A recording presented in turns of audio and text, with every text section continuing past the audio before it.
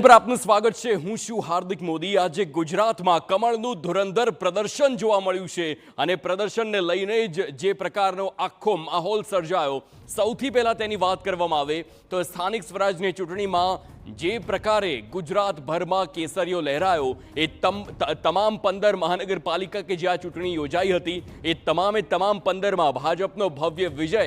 નવી રચાયેલી મનપાઓમાં પણ ભાજપે મેદાન માર્યું હોય તે જોવા મળી રહ્યું છે। તો વિપક્ષને નામ માત્રથી બેઠકોથી સંતોષ માનવો પડ્યો હોય તેવી પરિસ્થિતિ જોવા મળી। મહાનગરપાલિકાની કુલ જેટલી પણ બેઠકો અને તેમાંથી જે પ્રકારે અલગ અલગ બેઠકો જોવા મળી છે, કોંગ્રેસના ફાળે ફક્ત 80 જેટલી બેઠકો આવી હોય તે પ્રકારના આંકડા હાલ જોવા મળ્યા। નગરપાલિકાની 2624 પૈકી 1900થી વધુ બેઠકો પર ભાજપની જીત થઈ છે।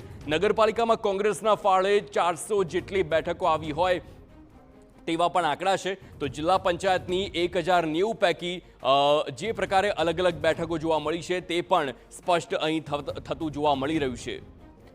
તો 110 બેઠકો જે પ્રકારે કોંગ્રેસની છે, તાલુકા પંચાયતની 5234 પૈકી 3100થી વધુ બેઠકો પર ભાજપનો કબજો જોવા મળ્યો છે। તાલુકા પંચાયતમાં કોંગ્રેસના ફાળે 840 જેટલી બેઠકો જોવા મળી છે। આ સાથે જ સ્થાનિક સ્વરાજની ચૂંટણીમાં કેસરીઓ લહેરાયો હોય તેવા દ્રશ્યો પણ સર્જાયા છે।